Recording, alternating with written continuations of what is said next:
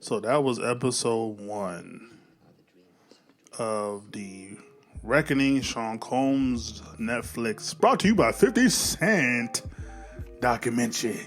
Episode 1 called Pain versus Love. So you start off with Diddy yelling at his lawyers like about y'all ain't doing your job. People making me look crazy out here in the media. They ain't doing their job, man. Y'all gotta do something, man. Y'all ears ain't to the street, man. They ain't, man. You gotta control my image, man. You gotta control the narrative.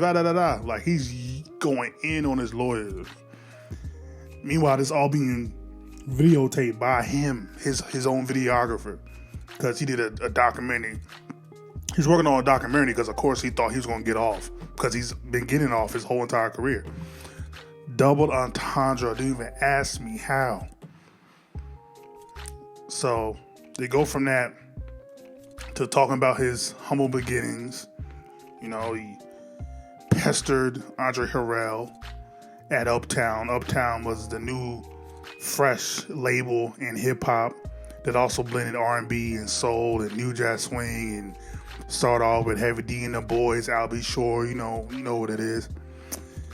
And Diddy found his way in, infiltrated it, found his way in to be the intern Andre Harrell, that eventually gained Andre's trust.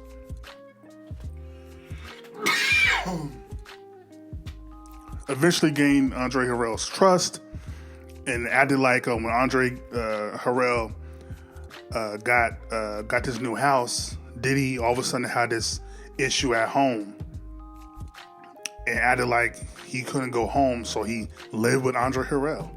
Like, just that alone just lets you know how that boy is a schemer. But they also talk about the little backstory of Diddy's childhood and his dad being a drug dealer or a kingpin, whatever, something like that. His dad gets killed when Sean is a very young age, and he's basically just raised by his mom. His mom, wearing the chinchillas and all that because she's a low-key a queen pin, allegedly. She out here in the streets doing what she got to do, dressing Sean in all the nice clothes and everything. But also, Sean is taking some very vicious beatings by his mom, according to his best friend. That was in the doc. And so he was raised to not take nothing from nobody, to fight dirty if you have to, which is an intriguing way to live. As the only child, he had no brothers or sisters. And fast forward again to him working at Uptown, eventually becoming A&R, and working with a new group in Jodeci. Jodeci just pulled up, according to, I forget who it was, just pulled up one day, pulled up to Uptown looking to get some type of record deal, and Andre Harrell saw the talent, went to Diddy and was like, you take care of that, you make them stars. But just like, that's the job of the A&R though. And so he's the one that's, dressing Jodeci, in the baggy clothes, the vest with no shirt, infamous vest with no shirts, and the fitteds. Just iconic look for a boy band back in the day that never really, we're used to the Boyz II Men with the preppy clothes. We're used to New Edition that was kind of, they weren't too crazy. Jackson 5, but not, there was a boy band that was street, it was hood, it was hip hop, but it was still R&B, it was soul. Like, very smart by Diddy. Like, he was able to shape that.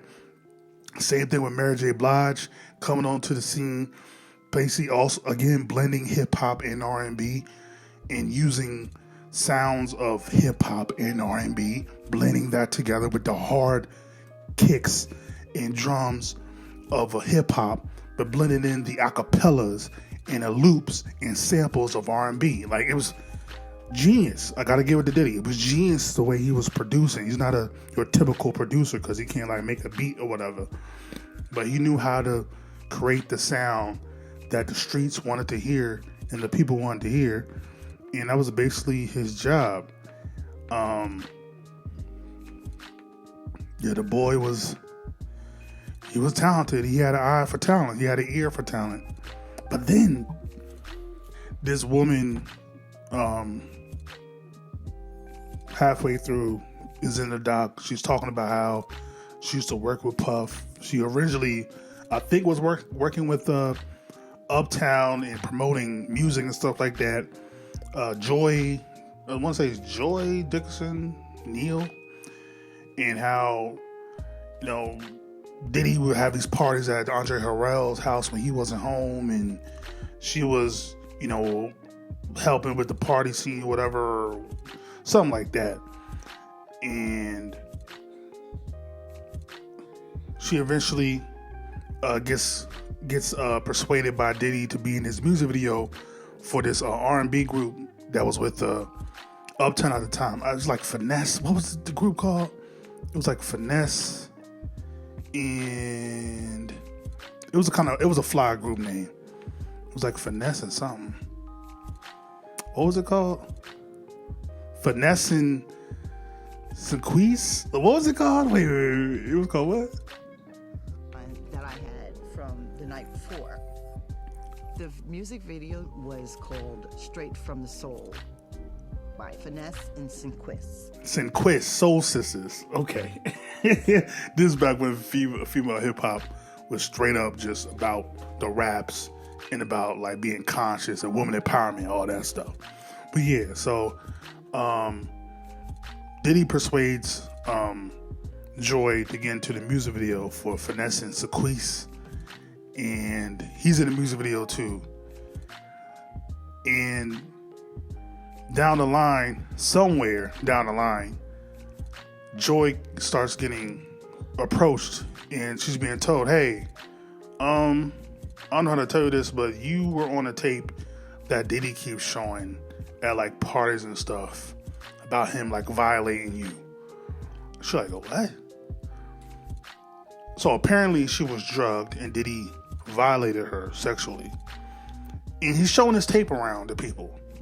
Meanwhile, she is like, she's conscious of it, but not conscious of it. She's having dreams that are so bad that her mother is like waking her up, being like, "Yo, who is this Puffy guy? He keeps screaming Puffy and all these different things."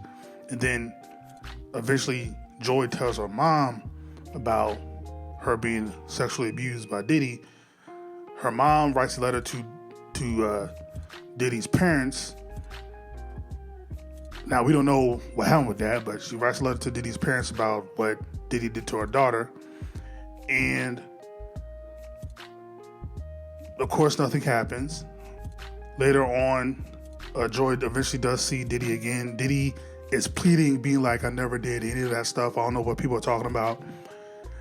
And he completely denies doing the heinous stuff that he was being accused of by multiple people. And again, the fact that she did not know this happened, like she was like, people had to tell me it happened, because apparently she was drugged, which is crazy to me. And yeah, and she just talks about the drama that she had to live, seeing his face in his image in Madison Square. I think that one, I want to say it was like 04 or 05 when he did that whole marathon thing when he had the weird mohawk. He was running a marathon and he did the whole campaign with the fist and all that. And how like the image of him would like physically make her ill. That's how much it bothered her, and rightfully so. And that's just one instance. Just one instance of how crazy this dude was, right?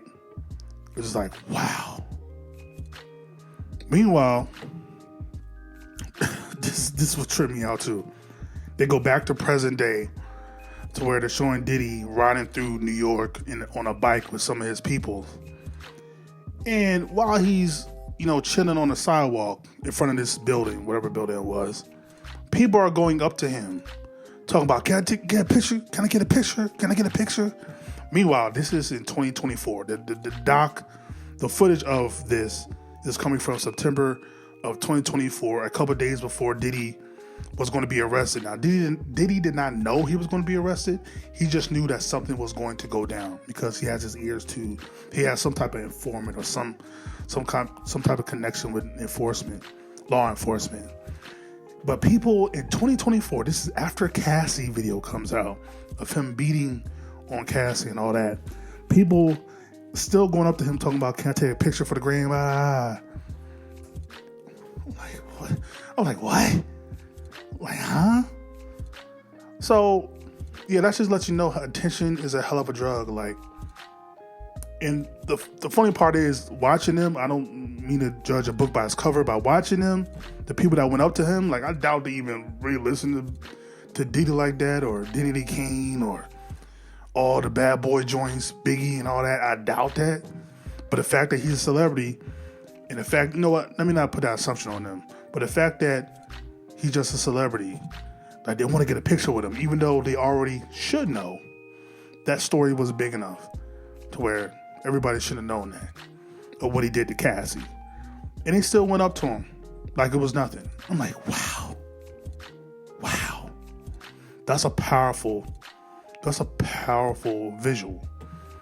And that should let you know how, like, he was able to get away with stuff, and people would hear these things, hear these rumors, even see tape, and still be like, "Can I take a picture?" And then they go directly into 91, December 91, him doing the infamous celebrity basketball game with him and Heavy D. And it's supposed to be this big celebrity basketball game, but like, Yo MTV Raps is there, and like, in this at this college, and it's this big promotion, right?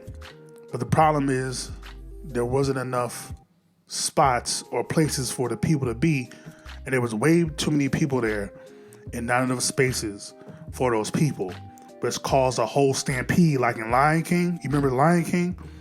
It was the scene from Lion King, to where the place they were at, it was packed to where you had a stairwell, to where people were just getting caught in between the stairwell and the door, and it was just a horrendous scene.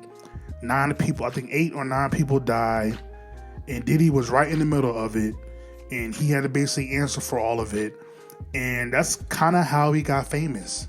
It's because of the celebrity basketball game, to where 9 people died, and he basically did a whole press conference. Him and Heavy D did a whole press conference, basically not taking accountability for what happened. But that's how he became famous. And I'm like, dog, that's how you become famous? That's how people started knowing of his name? But she was Sean Combs at the time. I don't think he was Puff Daddy at the time. He was just Sean Combs. That's how he first becomes mainstream. If there was any, if that's what you want to call it. And I'm like, damn.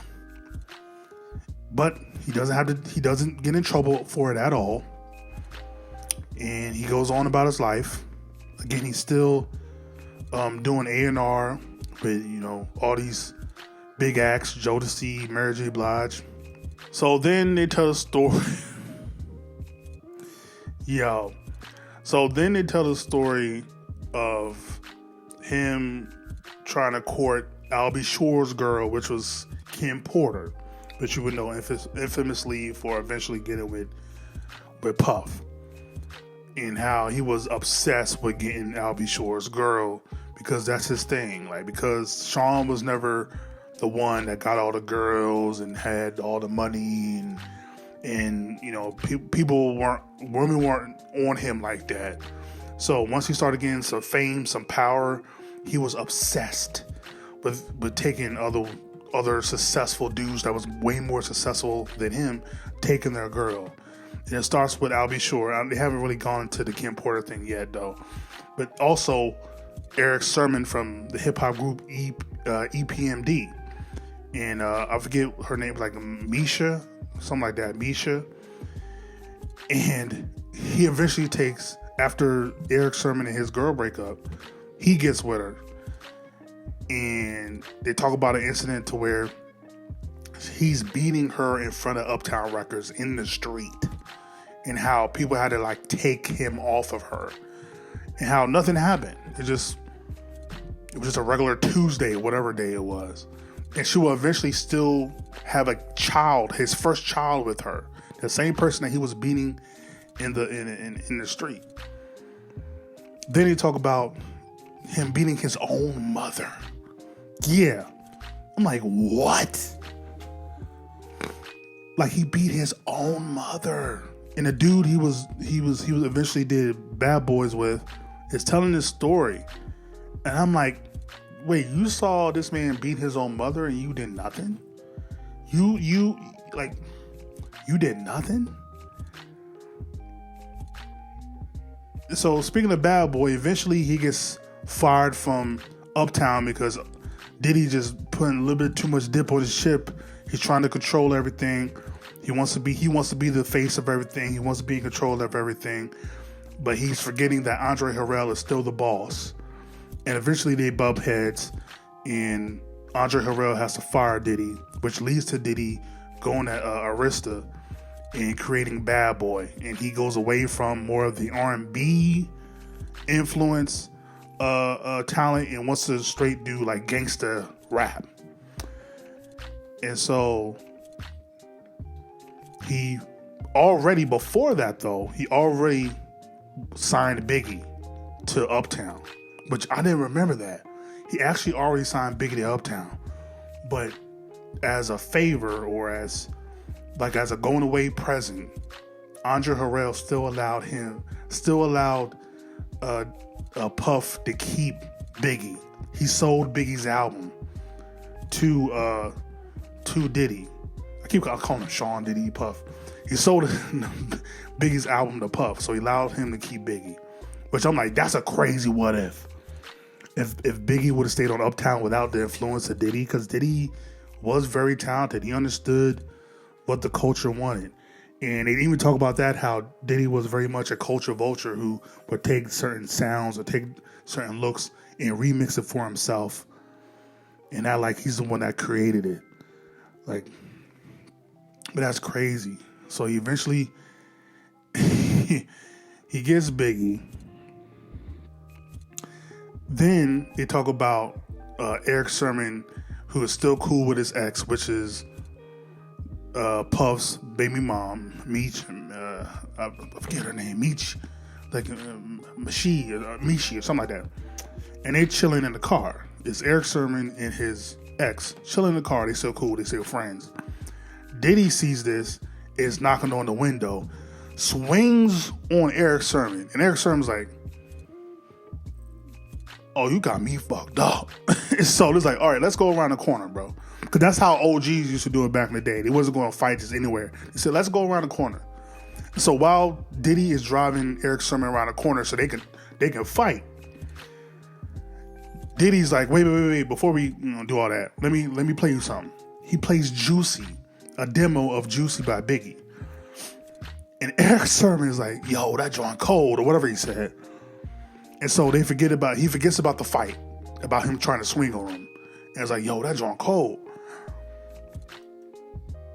It's like, these people, bro, it's like, I don't know what people are on. I don't know if Diddy got some type of potion or something, like no hypnotism or something. But he did do a song called Hypnotize, with Biggie. But yeah, they talk about how Biggie had growing pains, and eventually, after grinding and hustling, eventually Biggie became Biggie, and busts onto the scene with Juicy. Then eventually does Big Papa, and that's what really gets him top of the charts. It gets his name as being one of the top names in hip hop. This is like in '94, and every time I hear Big Papa, I think of Hardball. When a dude that was on, I forget his name, that was the pitcher for Keanu, what? How you say his name? Keanu Reeves basketball team. How he used to have the headphones on the mound and listen to Big Papa. Like the way they call me Big Papa. Put your hands in the air, you playing. Don't do it late so night. You having my baby. Yo, that's a great movie, bro. Oh man, RPG baby. We going to the chip. What? We going to the chip. Anyway, and so they talk about Biggie eventually becoming a household name. Meanwhile, Pac is spending a lot of time with Biggie.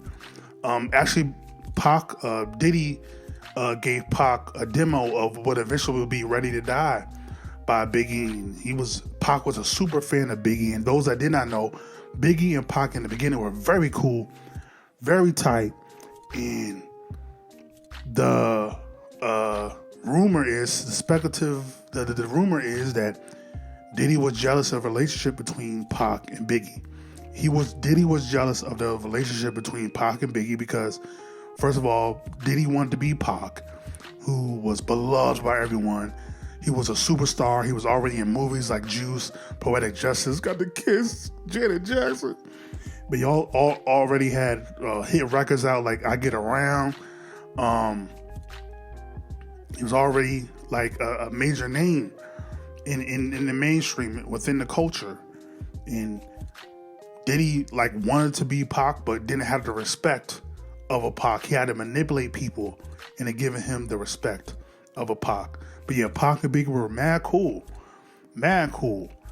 They show him at multiple, let outs and parties, and Pac would wind up going to Biggie's album release party. Biggie would wind up opening for Pac at concerts. Like, they were really cool, man. It's like, damn, man. There's a world to where Pac and Biggie are still here. They're doing their own thing. And we could have got mad records with them together. And then they end the whole joint with one of the guys being like, and yeah, there's been speculation, and a lot of people believe that Diddy was involved in killing Pac. And that's how they ended. I'm like, oh, what? Like, in my brain, I always knew it was either LAPD, Suge, or Diddy. One of the three. One of the three. And I still think it's probably 2 out of 3 in regards to why Pac is no longer here. I know you have Keefe D and all that, and him getting into the tussle with the dude after the Mike Tyson fight and all that. And I don't know. I still believe, because there's no way that he was killed on Las Vegas Strip and nobody saw nothing. Nobody knew nothing. Nobody, like, they didn't arrest nobody for 30 years. Like, I'm having a hard time believing that, but whatever. But yeah, and that's how they end the whole thing. But just off rip, it's just like, man. And what's painful is, like, Diddy had talent. He had an ear for talent. He knew how to make a star. And instead of just appreciating his own talent and just moving in his purpose, he wants to manipulate everyone around him. He wants to control everyone around him. He wants to abuse everyone around him. It's just like, take everyone's girl. It's just like, yo. And it's all from insecurities because of whatever. Like, it's just crazy, man. That's only episode 1. Only episode 1, bro. So yeah, I'm already disgusted by this guy. And we still got 3 episodes to go, so I'm afraid to see what I'm going to see next. But yeah, let me know how you feel about episode 1. Like, comment, subscribe, share all the things of the things. Ain't got to go home. Do got to get to stepping. Peace. Did you tell me this was over? There ain't no use talking it over. Yeah. Or can you try to tell me sooner? But can you tell me it was over?